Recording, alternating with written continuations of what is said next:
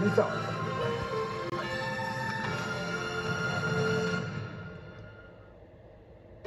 Tonight, our special coverage from Buffalo, the deadly hate-fueled mass shooting at a supermarket. New in the investigation, authorities saying the 18-year-old accused of killing 10 at the store in a predominantly black neighborhood was previously spotted in Buffalo back in March. And witnesses telling me they saw him at the store the day before the shooting, being investigated as a racist hate crime. Police confirming he posted a 180-page racist rant where warning signs missed, and the 10 victims we're learning much more about them tonight. Also tonight, the FBI opening another hate crime investigation into the shooting at a California church. 1 killed, 5 injured, all members of the Taiwanese community. Police saying the shooter chained the doors and opened fire. How brave churchgoers subdued him. The major baby formula maker reaching a deal with the FDA to reopen a plant that was closed down over safety concerns. How soon could it impact the shortage? Tracking severe storms along the East Coast, tens of millions on alert. And our exclusive with the passenger who landed a plane with no experience. What went through his mind when the pilot suddenly fell ill? This is NBC Nightly News with Lester Holt, reporting tonight from Buffalo, New York. Good evening from Buffalo, a still proud but deeply wounded community asking tonight, why us? Why a teenager traveled hundreds of miles to this city, to this block, to this grocery store to allegedly seek out black people to kill. Today, we learned the gun attack that killed 10 and injured 3 may not have gone entirely as planned. Police believe the shooter, pumped up on false and racist conspiracy theories, intended to head down the street and shoot more people. Thankfully, he was stopped and arrested. It came on the same weekend as a mass shooting at a Southern California church, an attack on Taiwanese church members being investigated tonight as a hate crime that was politically motivated. We'll have more on that in a few moments, but let's begin here with the pain, remembrances, and fear in Buffalo. Tonight, Buffalo is still struggling to come to terms with how someone could turn a supermarket into a terror target, and if warning signs were missed. 3 down inside so far, 2 outside. Police say the 18-year-old gunman had a disturbing plan when he stormed into this Tops grocery store Saturday. Put as many cars as you possibly can. A plan fueled by racist hatred. This is an absolute racist hate crime. This is someone who has hate in their heart, soul, and mind. Police say the suspect was wearing full body armor and tactical gear, had driven 200 miles to get here, and was live streaming the horror online. This video showing the alleged shooter's arrest at the scene. Tonight, authorities saying the suspect may have been casing the location. The individual was here a few months ago, back in early March. Grady Lewis was across the street Saturday and saw the gunman open fire. Seeing a guy in camouflage just shooting, and I seen a security guard run into the store. Lewis told me he saw the suspect at the store the day before the attack. And so did Veronica Love and her son Daniel, who work across the street. Where was he?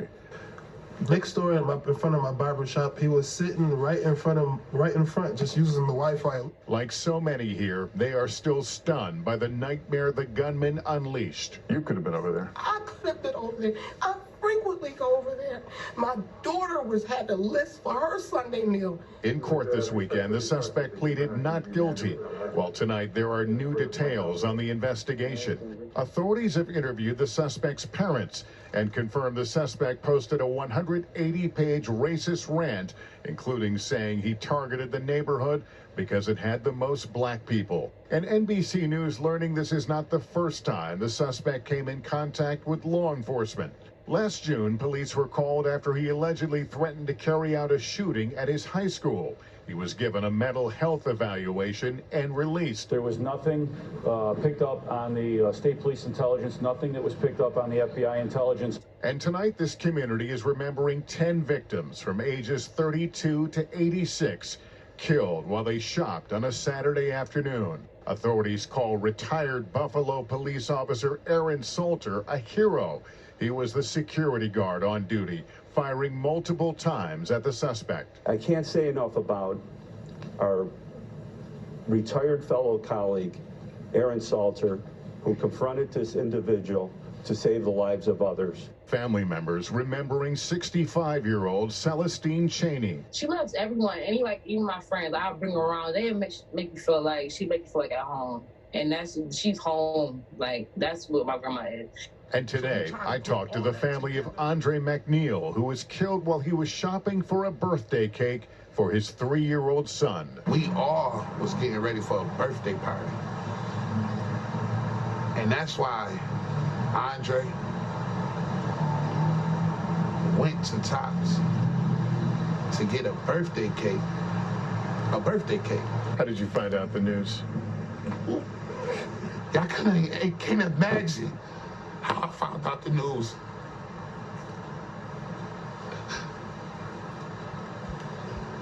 I was laying on my couch praying for this city.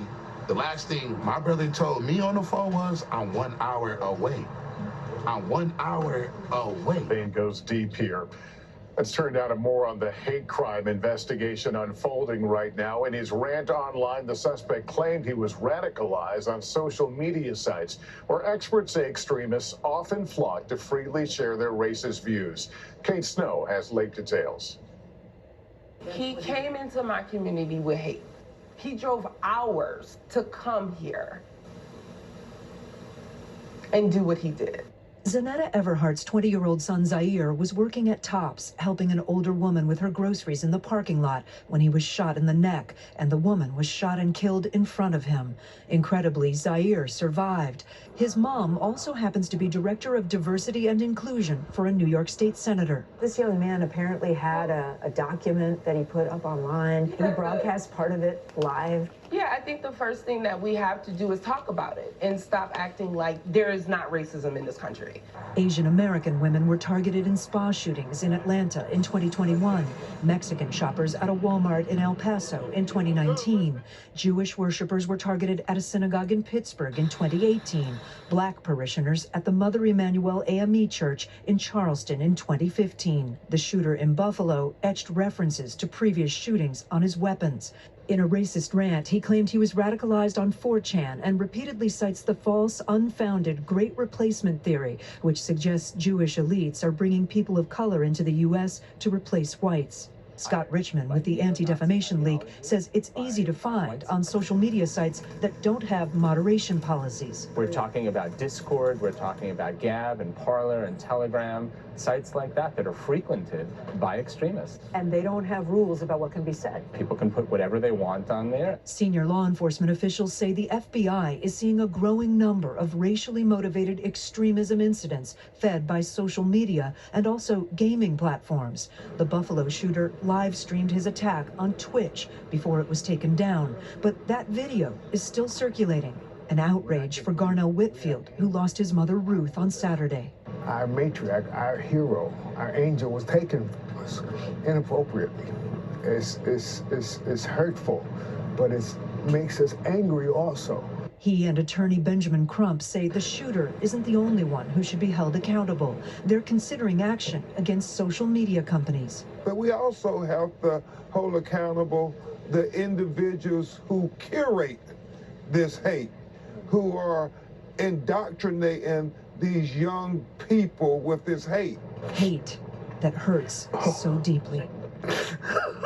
And Kate, what are the social media companies saying about all this? So tonight we heard back from a couple of them. Telegram tells us that content that promotes violence is forbidden and that they are working to remove anything related to the shooting here. We also heard from Discord. They say hate and violence have no place on their site. They say they're assisting police, Lester. Okay, Kate Snow, thank you for that.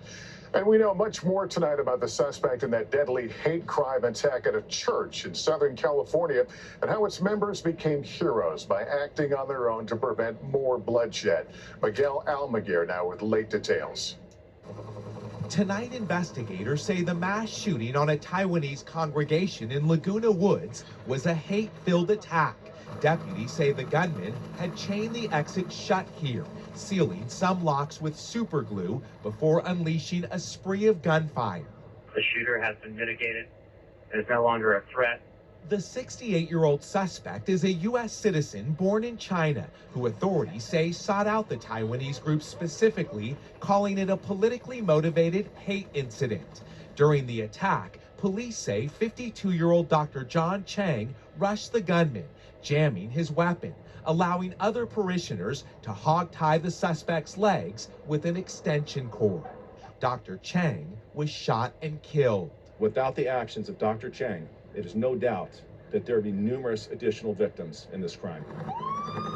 Armed with 2 handguns and a bag of Molotov cocktails, the shooter wounded 5 others before he was taken down with help from the pastor. I run up from the stage, and because the people have so many chairs, I bring the chairs to attack this shooter. The suspect, a Las Vegas security guard, drove 275 miles to get here. In his car, investigators say they found notes showing hatred of Taiwanese people. The majority of the people in attendance were elderly, and they acted spontaneously, heroically. Members of the church had greeted the suspect warmly when he arrived, unaware he would target them moments later. Tonight, bloodshed staining a house of worship where fellow church members helped each other survive. Miguel Almaguer, NBC News, Laguna Woods, California.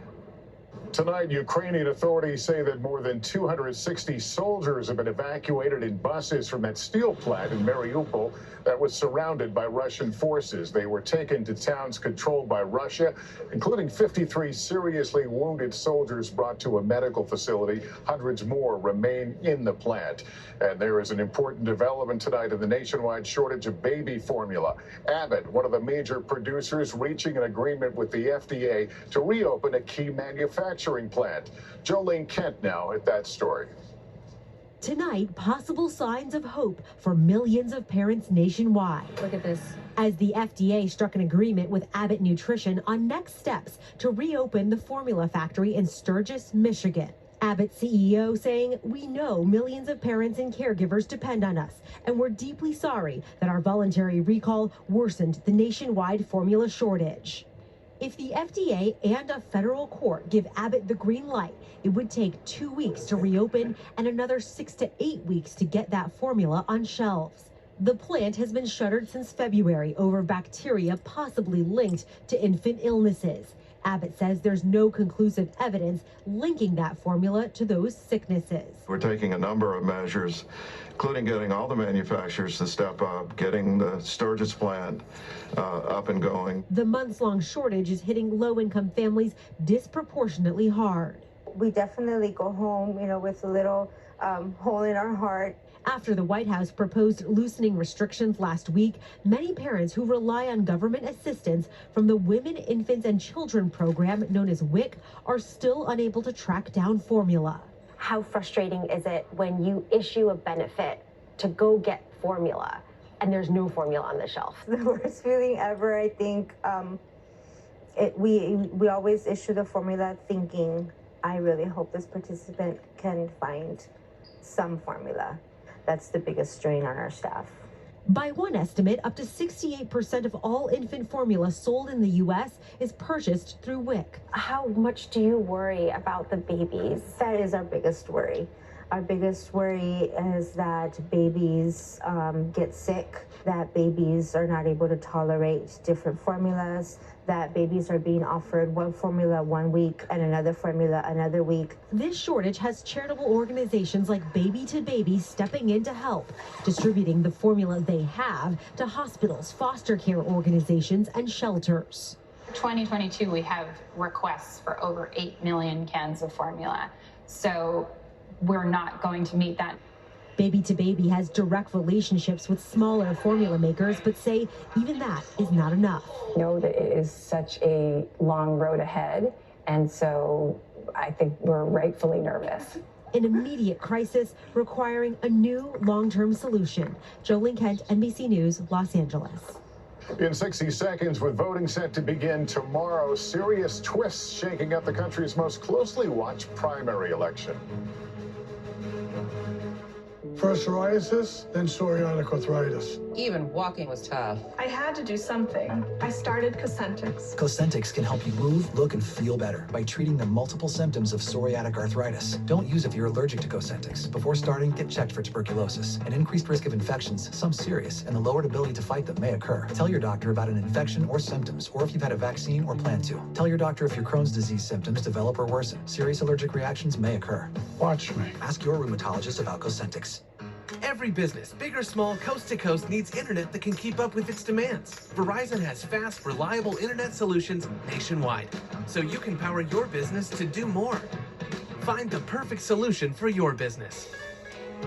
You're probably thinking that these two are in some sort of lover's quarrel. No.